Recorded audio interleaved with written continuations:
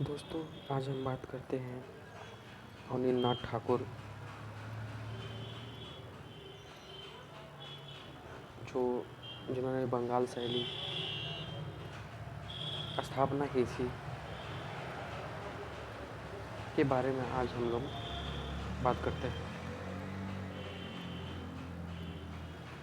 यह आपके UP, TGT, PGT art subject से संबंधित वीडियो है।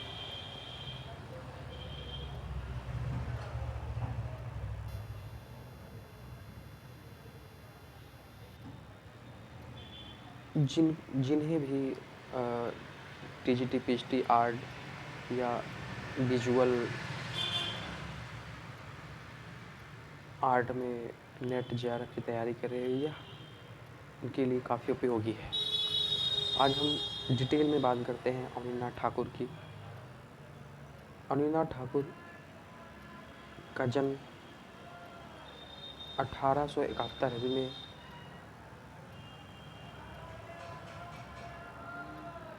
भारत के बंगाल में हुआ था।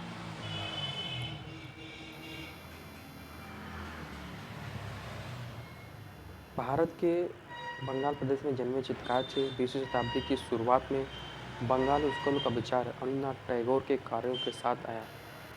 उनकी अरब रात की श्रृंखला, जिन्हें हम अरेबियन नाइट्स भी कहते हैं, वैश्विक स्तर पर एक निशान बनाया, यानी एक चिन्ह या एक कह लीजिए एक पदचिन्ह बनाया,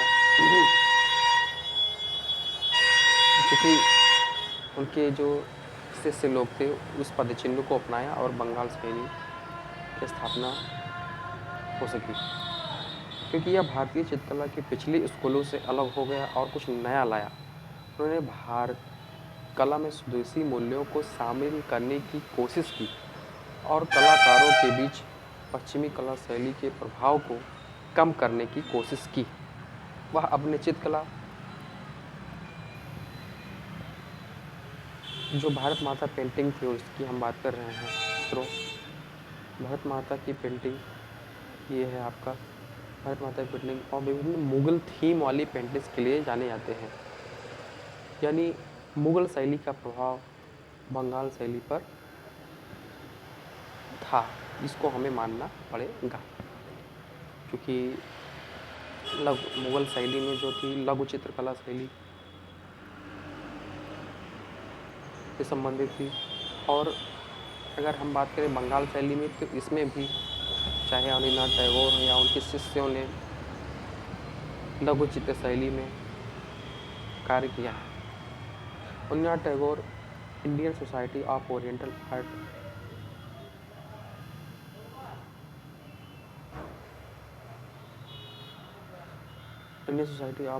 आर्ट के मुख्य चित्रकार और संस्थापक थे। भारतीय कला में स्वदेशी मूल्य के पहले सबसे बड़े समर्थक थे। इस प्रकार उन्होंने बंगाल स्कूल ऑफ आर्ट की स्थापना में अति प्रभावशाली भूमिका निभाई, जिसमें आधुनिक भारतीय चित्रकारी का विकास हुआ। एक चित्रकार के साथ साथ वे बंगाली बाल साहित्य के प्रख्यात लेखक भी थे। दोस्तों, क्या था यहाँ?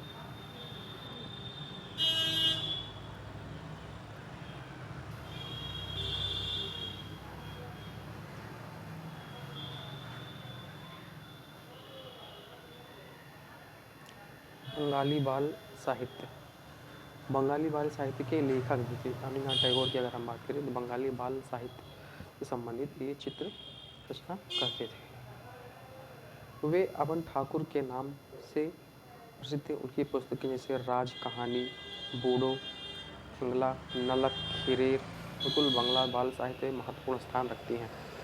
उनकी शैली ने बाद के कई चित्रकारों को प्रभावित किया, जिनमें प्रमुख हैं नंदलाल बोस, असित कुमार हालदार, छितेंद्र नाथ मजूमदार जो इलाहाबाद विश्वविद्यालय में थे, मुकुल डे, मनीषी डे और जामनी राय। अनिलनाथ टैगोर का जन्म प्रसिद्ध टैगोर परिवार में कोलकाता के जोड़ासांगो में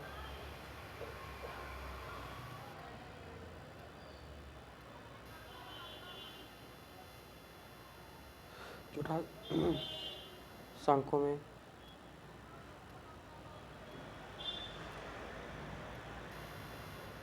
1871 ईस्वी में हुआ था। इनके दादा का नाम गिरीन्द्र नाथ टैगोर था, जो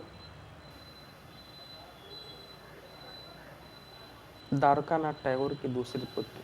वे गुरु रविन्द्रनाथ टैगोर के भतीजे थे। रविन्द्रनाथ टैगोर की अगर हम बात करें,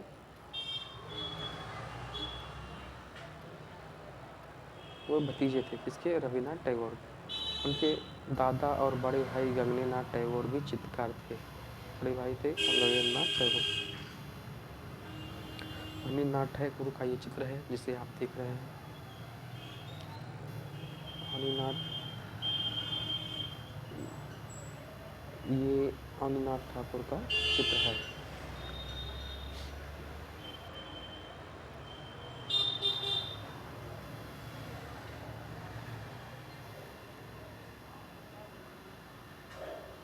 रविन्द्रनाथ टैगोर का जन्म 7 अगस्त 1871 को कलकत्ता के उस समय ब्रिटिश इंडिया के बंगाल में हो 7 अगस्त 1871 में हुआ था। मृत्यु की अगर हम बात करें तो 5 दिसंबर 1951 को 80 वर्ष की उम्र में कलकत्ता में हुआ था।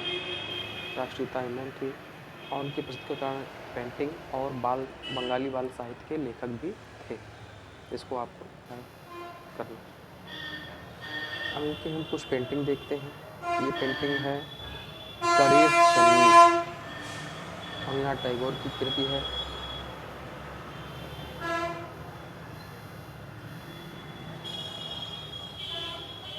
Ganesh Channi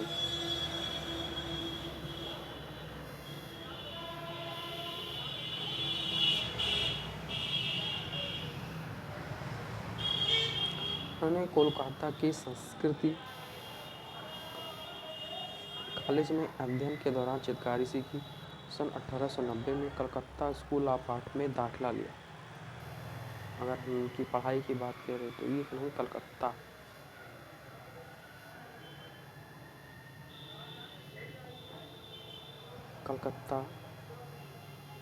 school of art में इन्होंने अध्ययन किया था, जहाँ यूरोपीय शिक्षकों जैसे ओ गिलार्डी से पेस्टल का प्रयोग, ओ गिलार्डी इनके हम जो शिक्षक थे, ओ गिलार्डी पेस्टल का प्रयोग और चार्ल्स पामर थे शिक्षक थे। उन्होंने उनसे तैलचित्र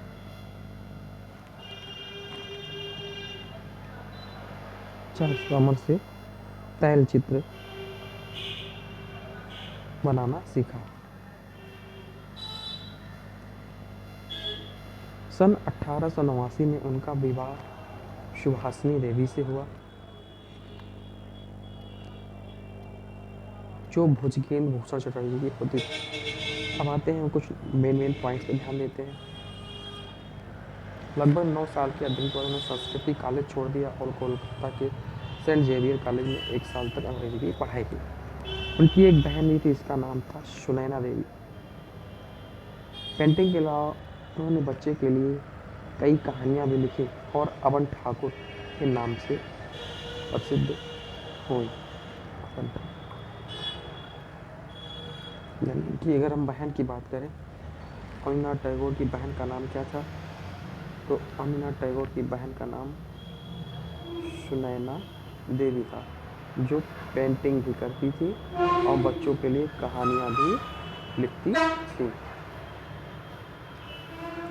सन 1897 के आसपास उन्होंने कोलकाता के गवर्नमेंट स्कूल ऑफ आर्ट के उप प्रधानाचार्य और इटाली चित्रकार सिग्नोर गिलहार्डी से चित्रकारी सीखना प्रारंभ किया।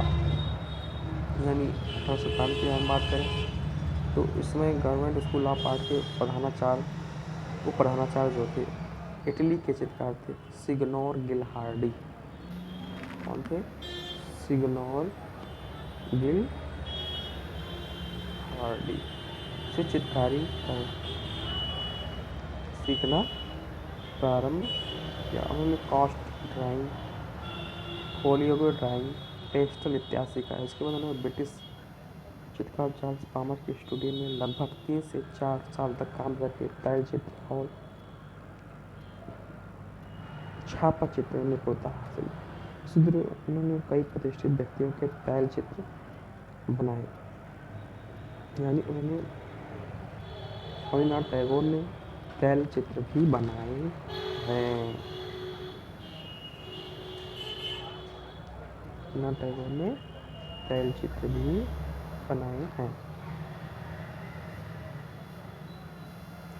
कलकत्ता स्कूल ऑफ आर्ट के प्रधानाचार्य ए.वी. हैवेल उनके काम से इतने प्रभावित हुए कि उन्होंने अवनींद्रनाथ को उसी स्कूल में उप प्रधानाचार्य पद का प्रस्ताव दे दिया। इसके बाद अवनींद्रनाथ ने कला और चित्रकारी कई शैलियों पर काम किया और निपुणता हासिल की। हैवेल के साथ मिलकर इन्होंने कलकत्ता स्कूल ऑफ आर्ट में शिक्षण को पुनर्जीवित और पुनर्परिभाषित करने की दिशा में कार्य किया। इस कार्य में उनके बड़े भाई गजेंद्रनाथ टैगोर ने उनकी बहुत सहायता की। उन्होंने विद्यालय में कई महत्वपूर्ण परिवर्तन किए। विद्यालय के दीवारों से यूरोपीय चित्रों का हटाकर मुगल और राजपूत शैली के चित्रों को लगवाया और ललित कला विभाग की स्थापना की। मुगल और राजपूत शैली के चित्रों को लगाया, ललित कला विभाग की स्थापना की। उन्होंने पश्चिम की भौतिकतावाद कला को छोड़ भारत की परंपरागत कलाओं को अपनाने पर जोर दिया। रविन्द्रनाथ टैगोर ने ऐसी कलाओं पर जोर दिया, परंपरागत कलाओं पर जोर दिया। सन 1930 में बनाई गई अरेबियन नाइट श्रृंखला कब बनाई गई? तो अगर हम बात करें तो अरेबियन नाइट श्रृंखला 1930 में अरेबियन नाइट श्रृंखला 1930 में बनाई गई। उनकी कला की सबसे महत्वपूर्ण उपलब्धि वो मुगल और राजपूत शैली से प्रभावित थे। मुगल और राजपूत शैली से ये बहुत प्रभावित। धीरे धीरे वे कला के क्षेत्र में दूसरे महत्वपूर्ण व्यक्तियों के संपर्क में आए। इनमें शामिल थे जापानी कला इतिहासविद ओकाकुरा काकुजो और जापानी चित्रकार याकोयामा टाइकन। जापानी कला इतिहासविद थे ओकाकुरो काकुजो और जापानी चित्रकार थे याकोयामा टाइकन। इसका परिणाम यह हुआ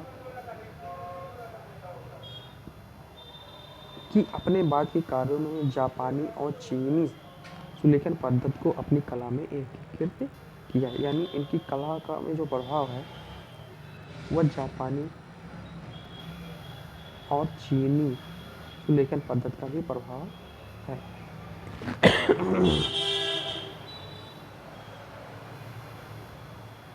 आगे बढ़ते हैं इसी क्रम में।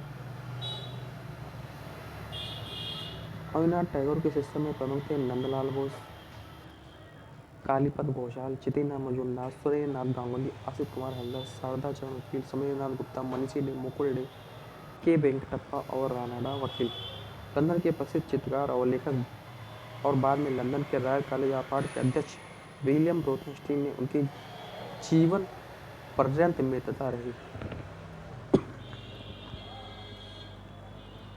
विलियम रोथेनस्टीन लंदन के रॉयल कॉलेज ऑफ आर्ट के अध्यक्ष थे। वे 1910 में भारत में और लगभग 1 साल तक भारत में कोलकाता में अवनींद्रनाथ के साथ चित्रकारी की और बंगाल कला शैली के तत्वों को अपने शैली में समाहित करने की कोशिश की। 1913 में इनके चित्रों की प्रदर्शनी लंदन और पेरिस में लगाई गई। इसके बाद 1919 में जापान में अपनी कला प्रदर्शनी लगाई। 1951 की मृत्यु के उपरांत उनके सबसे बड़े पुत्र तोपो धवल ने अवनींद्रनाथ टैगोर के चित्रों को नव स्थापित रवीन्द्र भारती सोसाइटी ट्रस्ट को दे दिया। इस प्रकार यह सोसाइटी द्वारा बनाए गए चित्रों की बड़ी संग्राहक बन गई। तो रवीन्द्र भारती सोसाइटी जो है वो इनके चित्रों की सबसे बड़ी संग्राहक है।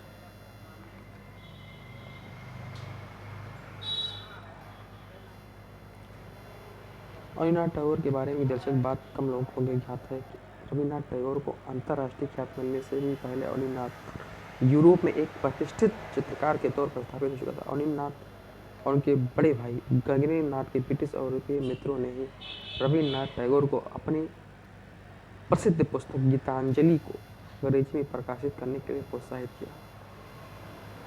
रविन्द्रनाथ टैगोर के बारे में एक दिलचस्प बात कम लोगों को मालूम है कि रविन्द्रनाथ टैगोर को अंतर्राष्ट्रीय ख्याति मिलने से भी पहले रविन्द्रनाथ का नाम यूरोप में एक प्रतिष्ठित चित्रकार के तौर पर हो चुका था। इसी क्रम में हम यहीं पे हम अपनी वाणी को विराम देते हैं। तो हमने रविन्द्रनाथ टैगोर जो बंगाल शैली के संस्थापक थे के बारे में काफ़ी जानकारी एकत्रित की। आगे आपको इसी तरीके की आपको जानकारियाँ मिलती रहेंगी, नए नए वीडियो जो आपको मिलते रहेंगे और आप हमसे जुड़े रहें। धन्यवाद।